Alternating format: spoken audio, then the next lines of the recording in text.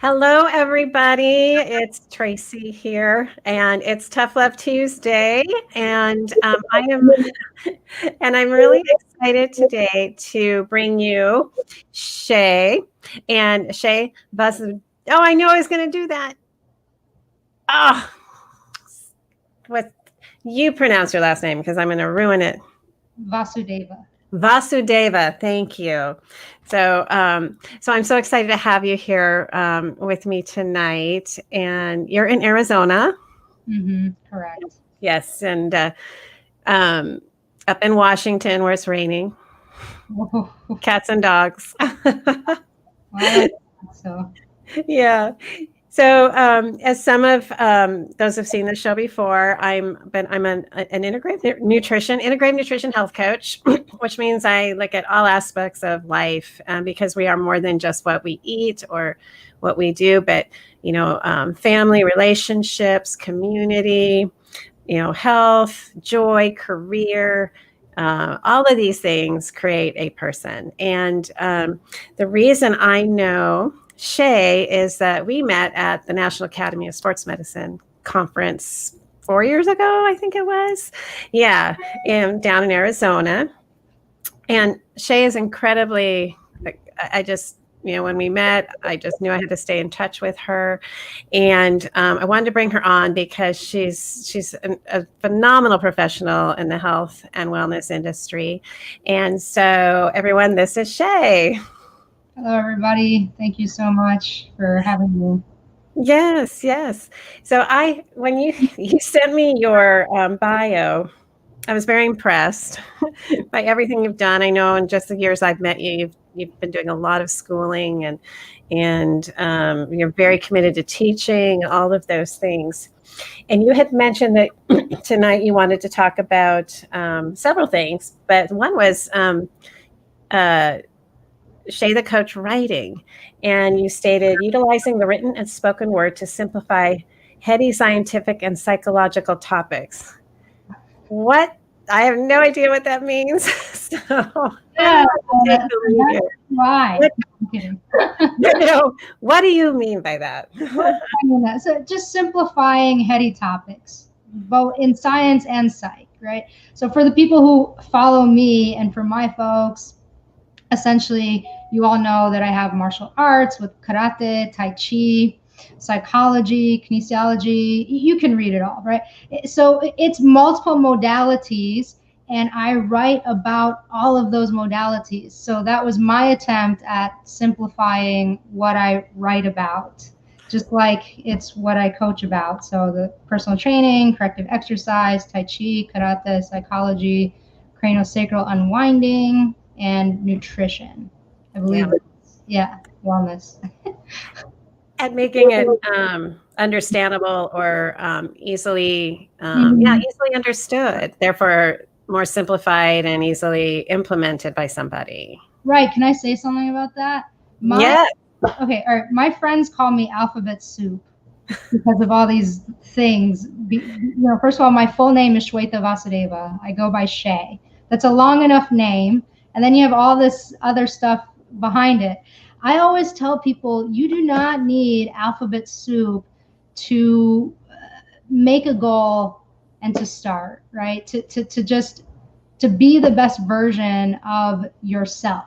So that's what I do in my writing, and that's what I do in my work is I take these volumes of things that are sitting in my head and I bring it to you, and writing is just one medium. Speaking is another medium. Coaching, and I know I'm preaching to the choir here because you've written your own. You keep talking. Keep talking. Oh no, I just I was going to talk about your book and. No, we're talking about you tonight too. So you keep talking. Words. So that's what I got. Yeah. So yeah, exactly. And I think it is challenging because. I think nutrition can be confusing. Fitness and training can be confusing. I think that we were taught is that how can you make sure we don't get too complicated so that people will just not do anything, right? We want to make it so that they feel they can do something. And you and I were just talking before this, and you had a great tip, which we may as well bring up right now. I'm trying to think of how we brought this up, but we know there's a lot going on in the world right now, and during these times, when people are a bit stressed or whatever, what's something you can give us to help us get through this? Of course, sure. So what I would say is leverage what you have. So one thing is procrastination. In all my time with coaching, it's really rare to meet people who are terrible procrastinators. I, for one, could probably say I have a PhD in procrastination. Most people, just because I study this stuff doesn't mean I'm immune. It just means I get to practice it, right? Just because we're personal trainers or nutrition people doesn't mean we ourselves don't practice healthy eating habits and fitness habits, right? So the same thing is you and I and everybody watching can practice healthy procrastination habits. So how? If we have habits that are unhealthy, we can procrastinate those. For example, if I really want, I don't know, ice cream, like just a big old tub of ice cream, and I don't mean the ice cream that you make from home from scratch and you've done all these substitutions, but I could procrastinate that until tomorrow. And then when tomorrow comes, I can say, oh, I'll do that tomorrow. And then just keep procrastinating. So in that way, we can leverage something that we're all probably existingly good at. It's true too. I think we all have something we procrastinate on, and I just had never heard it in that term. And I love that process of mindset. Yeah, I'm just going to procrastinate not working out till tomorrow. Right. So I'll procrastinate. Not. Let me see what else. Let's see what else can I say. Not getting up on time, so I can get my morning stuff done. I'll procrastinate not getting up early. Yeah, I love that. Anyway, yeah, I just thought it was really insightful, very helpful, and definitely wanted to bring that up. And so, when you are okay, so let's talk about your book. I know it's not, you're in the midst of working on it, but yeah, let me know a bit about that. Right. So the book is the content is written, and right now it's in the editing phase, right? Mm-hmm. So that's where it is, and it's a mindset-based book.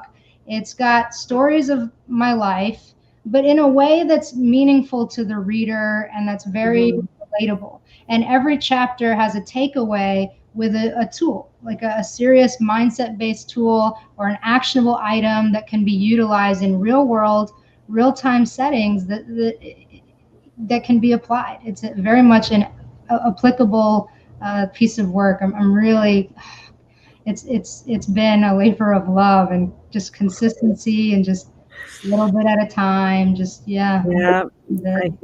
I'm excited. Do you have a title you can tell us yet, or is that still secret? Oh, okay. Sorry. It's a secret. That's okay. I love it. No problem. Well, yeah, I love that you're writing, and I know through writing the book I have, it's definitely a labor of love, and it's so worth it. It's very worth it, though. I can give you a snippet of my writing. I have a blog right now, and one blog that I just recently wrote about was the New Year's. It's 12 days into the New Year. This is a bonus. I didn't really plan to talk about this one, but it's neat. I'm having fun, so I'll give it to you. Basically, I don't fault New Year's resolutions, and I don't fault New Year's intentions. They have their value. They provide inertia for people, right? Oh, it's the New Year's. New Year's. Let's do it. However, sometimes I get flustered because so we're 12 days into the New Year's. Let's say you set a goal for yourself and, you weren't able to keep it. And so now it's like, well, I'm going to wait until the next New Year's to start. Mhm. This is the coaching face. Mhm. Like, So serious. but no, but seriously, imagine if you get into a program of study and 12 days into it, you're struggling and you go to your advisor and you say, I'm going to wait until the next semester. Mhm. Or you get a job, right? And there's a struggle, or we just veered to the left a little bit for a couple of days. Would you go to your employer and say, I'm going to wait until the next new year to try, or I mean, obviously there's supports and there's times to vacate a program of study or a job or something new, but give it a shot. Yeah. The other one, this is going to be even goofier, maybe. I don't know. It's a little bit. No, keep talking.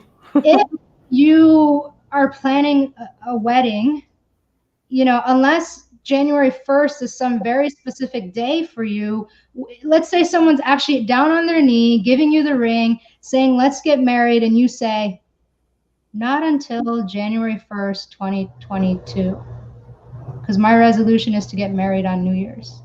I mean, come on, like, you don't have to wait. And just 12 days in, if you're struggling, you can start a new you any day of the year, any time of the day, you can start over. So that's the types of things that I talk about. And in psychological terms, there's reframing and there's all the technical terminology, but that's how I love to break down some of these technical things into applicable, actionable steps.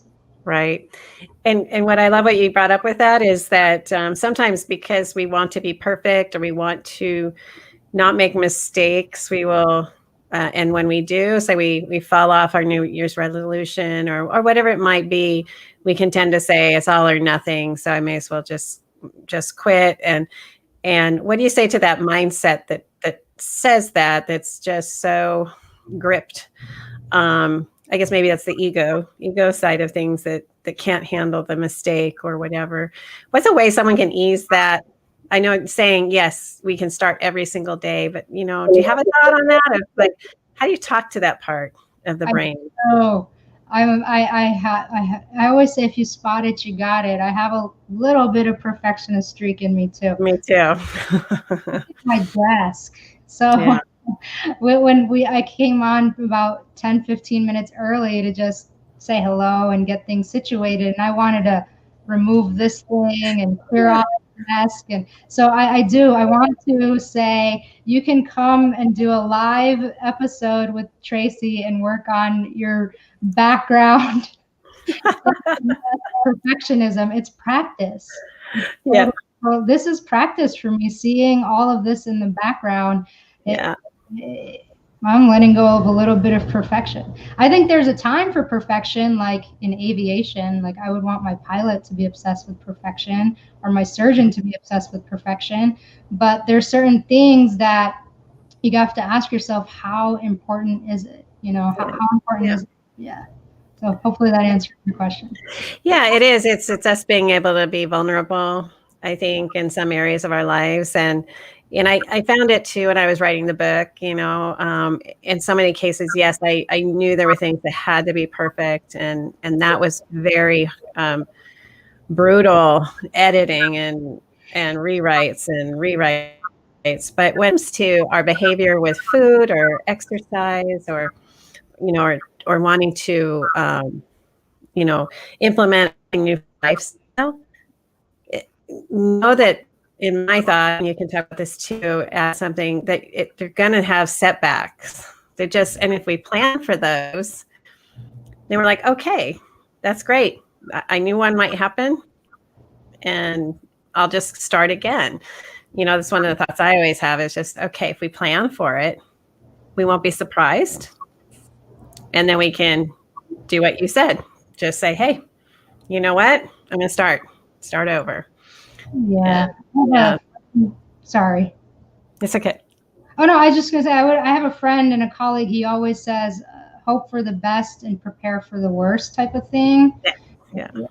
I mean, one of the things that we were talking about is also just pivoting.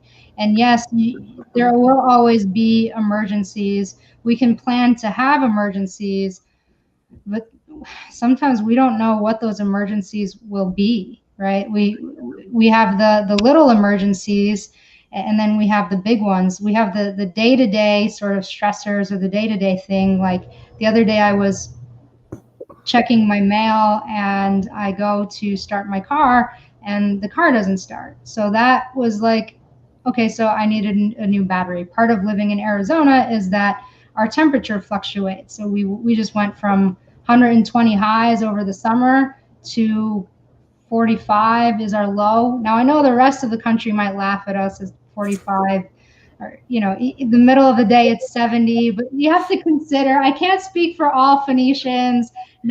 There are colder parts to Arizona. I'm in Phoenix, and I speak for me. For me, we had a scorching summer, over 120-degree days, several of them, and now we're in the 70s, which is great. But what's that? 120 minus 70? I'm putting you on the spot. What's that? Oh my gosh! Talk about unperfect. It's a lot. Minus 50, 70. That's what I thought. 70-degree difference. Point is, yeah. I didn't plan for my battery to die like that. And so it took a few hours to fix that. But then there's the bigger ones, like just pivoting the business, and it looks different. I'm still taking clients for Shay the Coach. But what ended up happening is I was working the business and studying for that master's of kinesiology, and this is me getting vulnerable. I spent 4 years working on this degree. It's usually a master's is like 2, but I was really into my business and my clients as well as juggling and I finished, and the school was great and everything, and I finished right on the heels of the quarantine in March. And so I didn't walk. I didn't have a traditional, conventional ceremony. Ceremony. And so my certificate came in a box. And I say this with love in my heart. This is not to depose my school. So if anyone from my school is watching, I give it 2 thumbs up. But I call it graduation in a box. My certificate, my honors cords, my stole, all of it came in this very elegant, very well thought of box. And that's not how I had envisioned the graduation, but that's pretty much what happened. And now I just ordered my frame and everything, so that's coming. And then essentially what happened is where I was living and where the company and the business was housed, both leases were up at the same time. And I had a choice of what to do. And this time is being referred to as the Great Reshuffle. And so I did that. I pivoted. Like I said, I'm still seeing clients, but the focus now is in the writing. And I'm finding that through writing that blog, through coming on podcast, well, this isn't a podcast, this is a live, doing things like this, having conversations like this, I can still reach people, right? Arizona's open for fitness.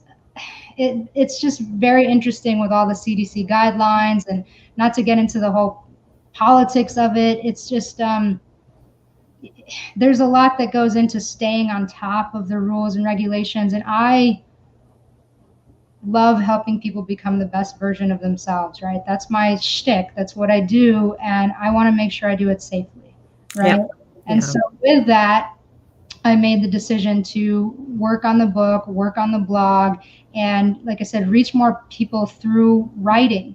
And I'm monitoring what's happening with the pandemic, and as it's appropriate, we can pivot again and do more one-on-one clients again.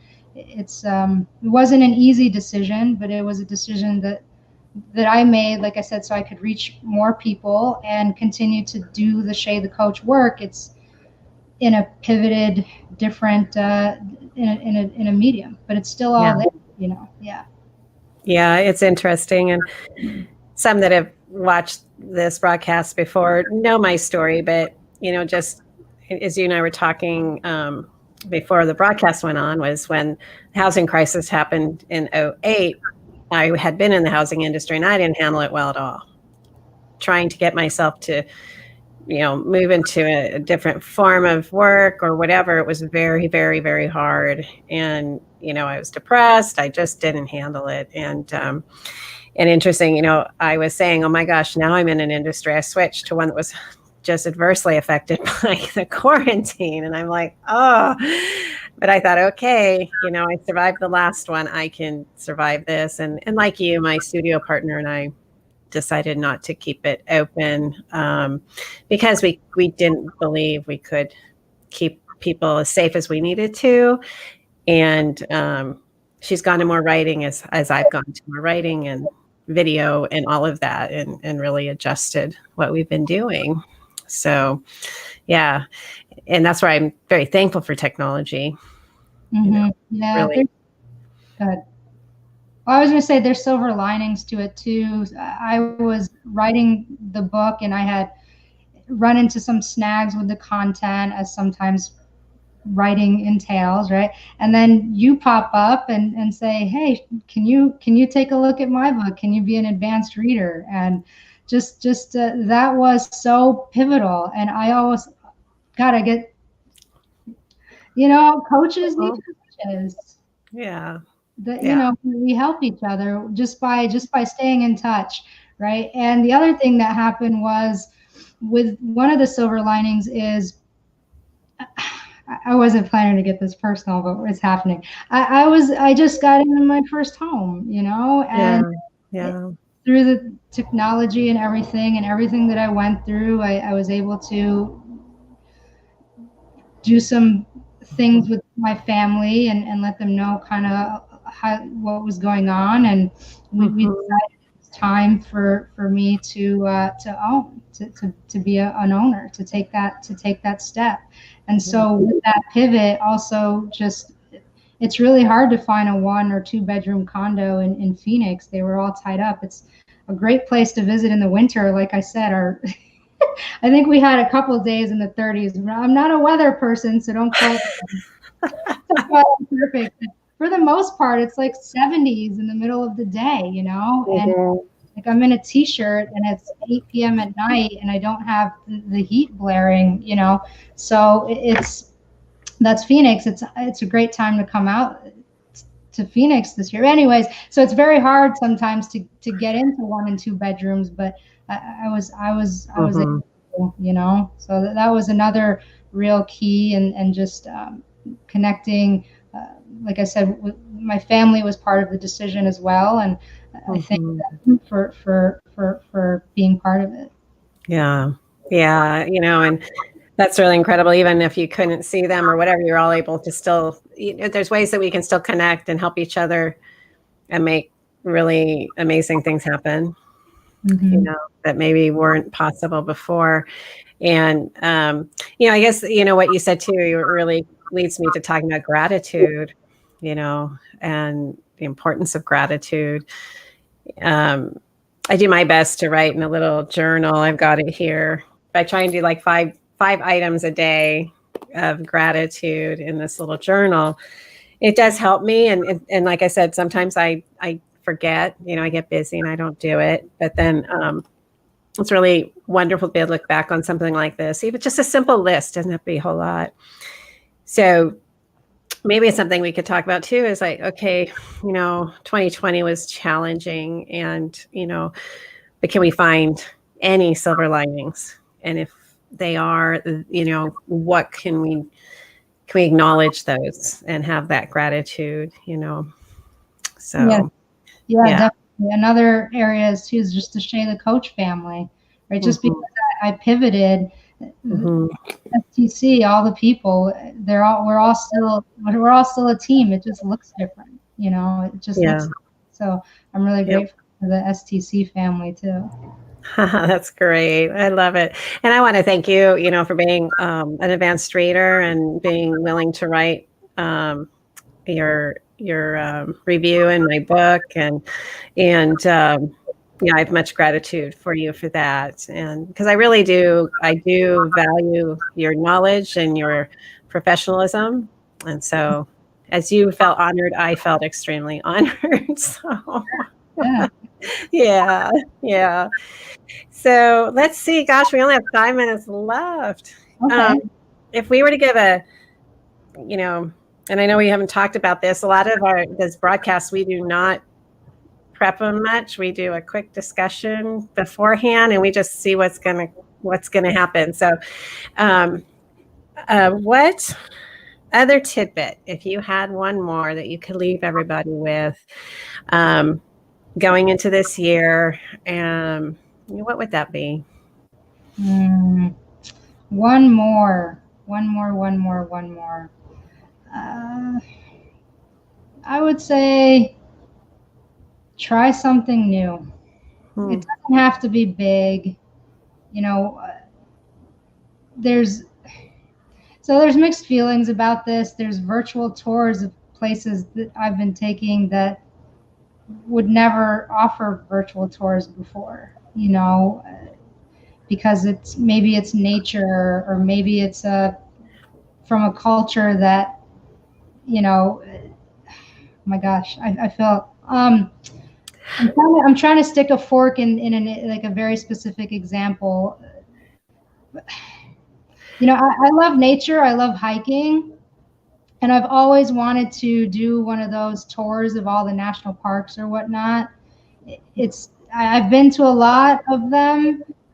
Obviously now it's just not happening. It's just not a reality for me right now. But something just came across my email recently of a lot of those places offering virtual tours, and there's also, I have a spiritual side, and there's also different places within my spirituality that I would like to go to. Maybe it's in a different country or a different part of this country, and those places are also putting things virtually, and it's been a great way to explore, and just also to stay in touch with people like Tracy. Like you said, we met in Phoenix at NASM Optima a few years ago, and we've been able to stay in touch and to read your book, which was such a great harmony of personal stories, your journey, and the science.